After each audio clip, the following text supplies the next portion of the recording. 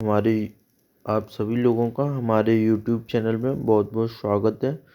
आज हम खिलजी वंश पढ़ रहे हैं। शुरू करते हैं अपने पहले प्रश्न से। सुल्तान बनने से पहले जलालुद्दीन खिलजी क्या था? पहला, सेनानायक, सूबेदार, इक्तेदार, सैनिक। तो इसका सही उत्तर है इक्तेदार। जलालुद्दीन फिरोज खिलजी दिल्ली की गद्दी पर कब बैठा था?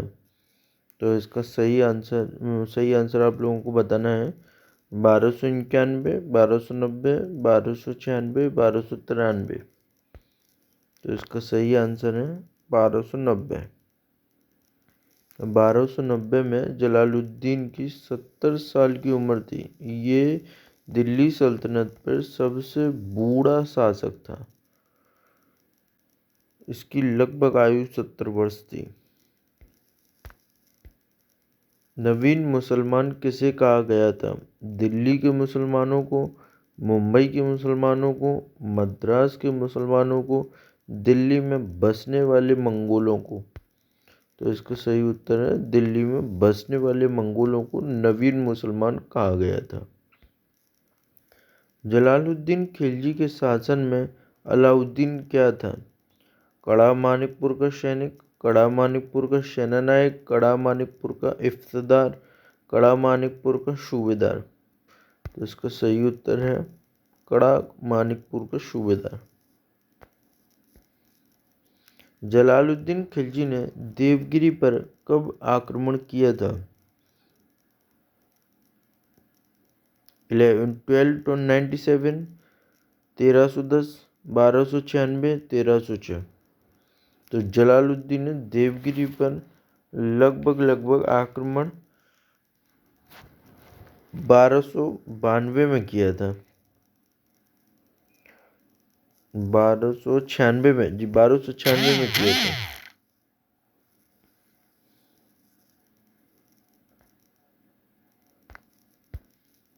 गुलाम वंश के बाद किस वंश ने दिल्ली सल्तनत पर शासन किया? खिलजी वंश, तुगलक वंश, लोधी वंश, उपरोक्त में से कोई नहीं। तो इसका सही आंसर है खिलजी वंश। निम्नलिखित में से कौन खिलजी वंश का संस्थापक था? जलालुद्दीन खिलजी, अलाउद्दीन खिलजी, मुबारक खिलजी, उपरोक्त में से कोई नहीं। तो इसका सभी लोग सही आंसर देंगे जलालुद्दीन खिलजी। निम्नलिखित में से कौन खिलजी वंश का सबसे महान शासक था? जलालुद्दीन खिलजी, अलाउद्दीन खिलजी, मुबारक खिलजी, उपरोक्त में से कोई नहीं। तो इसका सही आंसर है अलाउद्दीन खिलजी। खिलजी वंश का सबसे महान शासक था। निम्नलिखित में से कौन खिलजी वंश का अंतिम शासक था? जलालुद्दीन खिलजी, अलाउद्दीन खिलजी, मुबारक खिलजी, उपरोक्त में से कोई नहीं। तो इसका सही उत्तर है मुबारक खिलजी। निम्नलिखित में से किस शासक ने इब्न सैफ की उपाधि धारण की थी? जलालुद्दीन खिलजी, अलाउद्दीन खिलजी, मुबारक खिलजी, उपरोक्त में से कोई नहीं। तो इब्न सैफ की उपाधि जलालुद्दीन खिलजी ने धारण की थी। शाइस्ता खान निम्नलिखित में से किस शासक का उपनाम था? मोस्ट इम्पोर्टेंट क्वेश्चन है, कई बार वनडे में भी आया है, पीसीएस में भी कई बार पेपर में आया है। ये अभी नेट का क्वेश्चन है। ये अभी हाल ही में ये नेट में आया था ये क्वेश्चन। शाइस्ता खान निम्नलिखित में से किस शासक का उपनाम है? जलालुद्दीन खिलजी, फिरोज तुगलक, मोहम्मद बिन तुगलक, उपरोक्त में से कोई नहीं।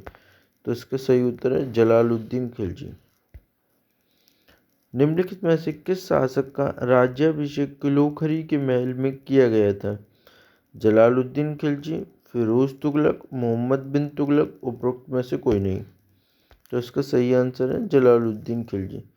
तो आप लोग ये बताइए कि किलोखरी के महल में किस शासक का राज्याभिषेक हुआ है जलालुद्दीन खिलजी के अलावा? तो वो है बलबन। बलबन का जो राज्याभिषेक हुआ है वो किलोखरी में हुआ है, और इसके बाद जलालुद्दीन खिलजी का भी उसी में हुआ है, किलोखरी में। निम्नलिखित में से कौन दिल्ली सल्तनत का सबसे उम्र दराज सुल्तान था? जलालुद्दीन खिलजी, बलबन, नसीरुद्दीन महमूद, सिकंदर लोदी।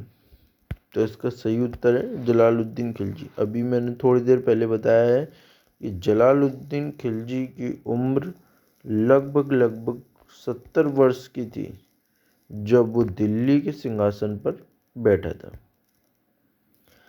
निम्नलिखित में से किसने कहा था कि दिल्ली सल्तनत कभी भी सच्चे अर्थों में इस्लामी राज्य नहीं हो सकती? मोस्ट इम्पोर्टेंट क्वेश्चन, वनडे में कई बार आया है, यूपीएसआई में ये पूछा गया था ये क्वेश्चन। जलालुद्दीन खिलजी, बलबन, नसीरुद्दीन महमूद, सिकंदर लोदी। तो इसका सही उत्तर है जलालुद्दीन खिलजी। निम्नलिखित में से किसने कहा था कि मैं एक मुसलमान के बालों को 10 किलो से अधिक महत्वपूर्ण मानता हूँ? जलालुद्दीन खिलजी, बलबन, नसीरुद्दीन महमूद, सिकंदर लोदी। तो इसका सही उत्तर है जलालुद्दीन खिलजी। जलालुद्दीन फिरोज खिलजी का शासनकाल कब से कब तक रहा? 1290 से 1296, 1290 से 1295,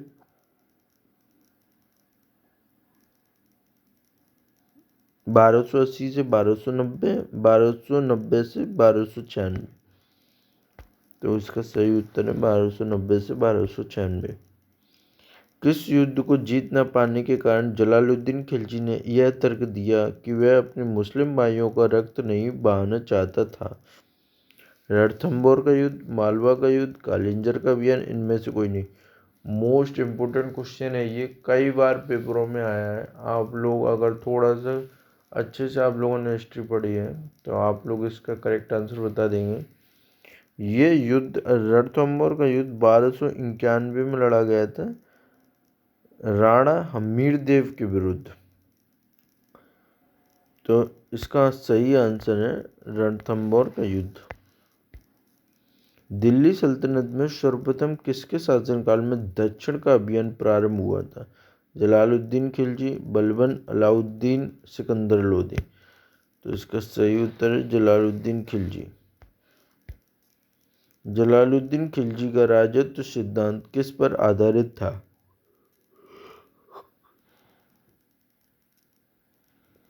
क्रूरता पर आधारित, उदार निरंकुशवाद, रक्त एवं लोहे की नीति, शरीयत की नीति। तो ये बहुत ही सरल क्वेश्चन है अगर आपने अच्छे से पढ़ा है। उदार निरंकुशवाद की नीति। निम्नलिखित में से कृपास से क्या तात्पर्य है? मोस्ट इम्पोर्टेंट क्वेश्चन है। ऐसे क्वेश्चन कई बार पेपर में आ जाते हैं जो काफ़ी कंफ्यूज करते हैं। सूती कपड़े, रेशमी कपड़े, मध्य एशियाई घोड़े, किसान। उसका सही उत्तर है सूती कपड़े। निम्नलिखित में से कौन स्वयं को खलीफा घोषित करने वाला दिल्ली सल्तनत का एकमात्र सुल्तान था? जलालुद्दीन खिलजी, अलाउद्दीन खिलजी, फिरोज तुगलक, कुतुबुद्दीन मुबारक खिलजी।